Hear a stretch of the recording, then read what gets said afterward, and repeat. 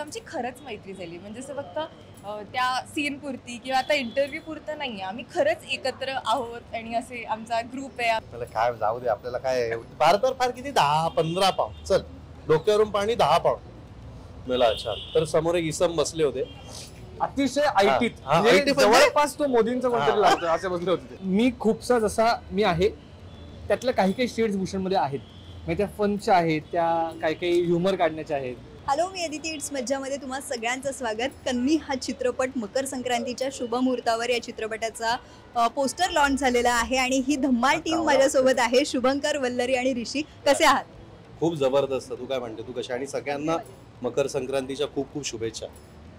मस्त, खूप खुश आहे मी. आज आमचं पोस्टर रिलीज झालंय, खूप छान. Yes, of course. आणि सगळ्यांना परत एकदा मकर संक्रांतीच्या खूप खूप शुभेच्छा. आत्ताच चित्रपटाचा पोस्टर लॉन्च झालेला आहे, काय फिलिंग्स आहेत?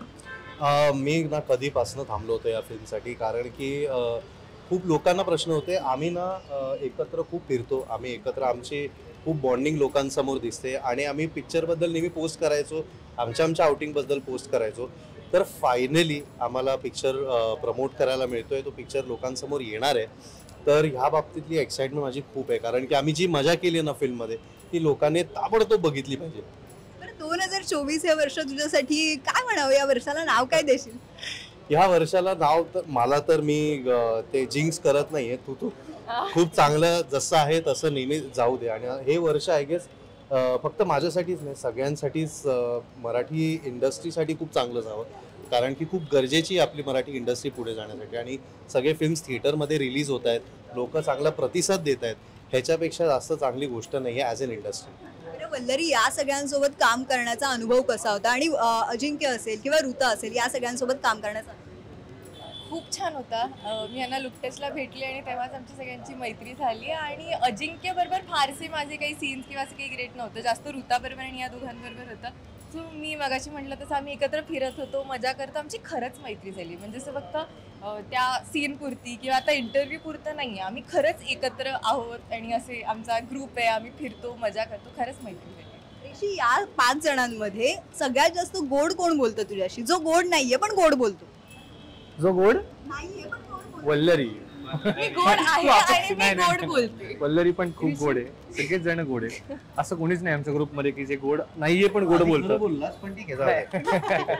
बरं ऋषी, काय सांगशील चित्रपटाचा? एकंदरीत किस्से खूप आहेत तुमच्याकडे, तर एखादा जो किस्सा कधी सांगितला नाहीस असा कोणता किस्सा आहे? अरे बापरे. मी माझा आणि ऋषीचा एक सांगू शकतो. काय आहे ना, आम्ही खूप फिरलो, आम्ही लंडन खूप कुठला सांगतोय? सांगतो, टेन्शन नाही घ्यायचं, मला माहिती आहे कुठे सांगायचे. तर आम्ही खूप फिरलो आणि एकदा काय झालं, आम्ही खूप लेट येत होतो परत, आणि तिकडे ट्रेन ट्रॅव्हल करतो किंवा कॅब असते, तर कॅब महाग असते. तर आम्ही बघितलं कॅब सेंट्रल लंडन पासून इथपर्यंत आमच्या हॉटेलपर्यंत काहीतरी 43 पाऊंड दाखवत होतं. कॅब 43 पाऊंड दाखवत होतं.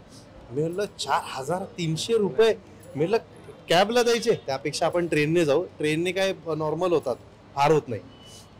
म्हटलं ठीक आहे, ट्रेन आणि बसने वगैरे जाऊ आपण. तर आम्ही धावतोय आणि एक ट्रेन आम्हाला दिसते, हिथ्रो दिसल्यावर आपण डायरेक्ट. आमचं काय होतं, सेंट्रल लंडनला आम्ही होतो.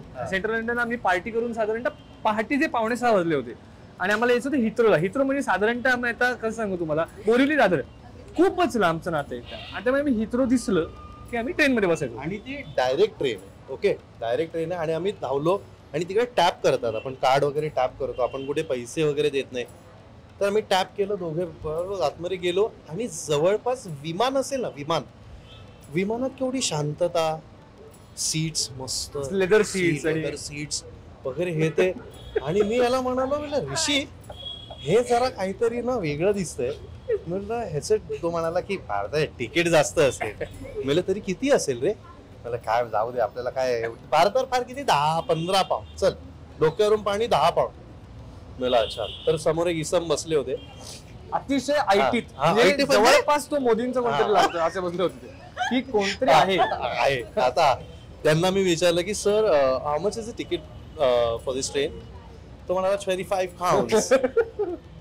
आम्ही मोजायला लागलो, मला 25 पाऊंड प्रत्येकी.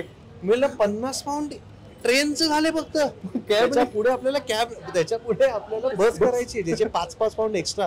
सो आम्ही 60 पाऊंड देऊन आम्ही हॉटेलला पोहोचलो. ते पण जास्त वेळ लागला, कॅबने आम्ही पटकेन गेलो असतो. सो आम्ही 43 पाऊंड जास्त खर्च होऊ नये म्हणून आम्ही थोडक्यात 60 पाऊंड खर्च केले.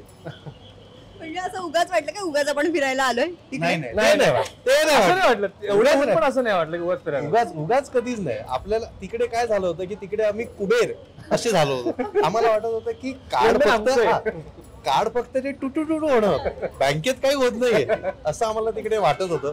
पण नंतर परत आल्यानंतर जेव्हा आम्ही अकाउंट डिटेल्स वगैरे बघितले तेव्हा वाटलं की अच्छा हे खरंच खर्च झाले. पण तेव्हाही वाटलं नाही की आपण उगाच गेलो. बरं, चित्रपटाच्या भूमिकेबद्दल काय सांगाल थोडक्यात? आता म्हणजे आता जे काय मी सांगितलं ते चित्रपटात मी तरी तसा अजिबात नाही. कारण की सोहम नावाचा कॅरेक्टर आहे. अजिबात म्हणजे तो मस्ती मजा करेल पण खूप म्हणजे अभ्यासू मुलगा आहे.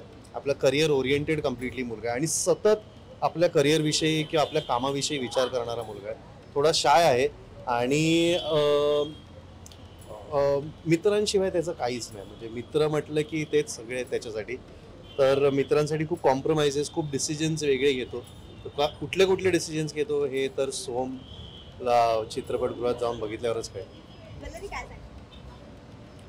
मी सांग माझ्या कॅरेक्टरचं नाव आहे निशा. आणि निशा अशी मुलगी आहे की तिची फॅमिली तिचे मित्रच आहेत. म्हणजे ती फॅमिलीशी जेवढी अटॅच नाही तेवढी तिच्या मित्रांची अटॅच आहे. आणि ती अशी की चूकलं चूक म्हणेल, बरोबरला बरोबर. पण आता मित्रांसाठी एखादी चुकीची गोष्ट करायची वेळ आली तरी तिचं की मित्रांसाठी आहे ना मग ती करेल, मनावर दगड ठेवून पण ती करेल अशी मुलगी आहे. अरे, या दोघांच्या मध्ये तू आहेस म्हणून मी तुला विचारते, या दोघांपैकी जास्त त्रास कोणी दिला?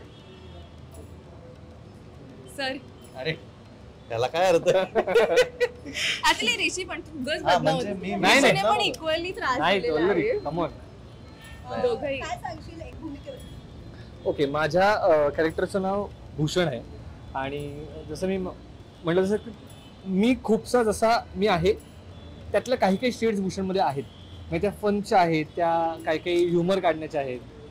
आणि तो ना लंडनमध्ये राहणारा माणूस आहे आणि तो खूप एक गॅम्बलर आहे. त्याला त्याची खूप सवय आहे सतत बेटिंग करायची आणि हे करायची. तर ते पण आमच्या फिल्ममध्ये थोडं उतरलंय. आणि आय लव्ह प्लेइंग भूषण कारण ना तो असा विटी आहे आणि he likes to play around. He is a very happy go lucky person. तो एका माणसावर त्याला प्रेम वाटलं तर प्रेम वाटतं त्याला. तो काही विचार करत बसत नाही. आय लव्ह प्लेइंग हिम आणि I hope you all enjoyed. Thank you so much. आणि तुम्हाला मकर संक्रांतीच्या खूप खूप शुभेच्छा. आणि कन्नीचा हा पतंग खूप उंच भरारी घेऊ देत हीच इच्छा. Thank you so much. Thank you. Thanks a lot. मज्जा आली मला. तुम्हा सगळ्यांना कर्णीच्या टीम कडनं मकर संक्रांतीच्या खूप खूप शुभेच्छा. तिळगुळ घ्या, गोड गोड बोला. मराठी चित्रपटसृष्टीतील लेटेस्ट अपडेट्स आणि गॉसिपसाठी आमच्या चॅनेलला सबस्क्राईब करा आणि बेल ऐकन दाबायला विसरू नका.